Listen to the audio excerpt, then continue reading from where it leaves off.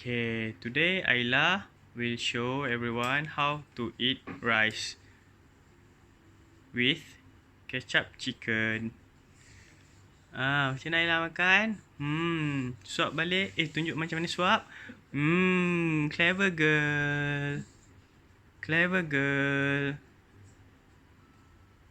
Clever girl Ayla. Makan lagi lah. Sedapnya. Macam tu ke?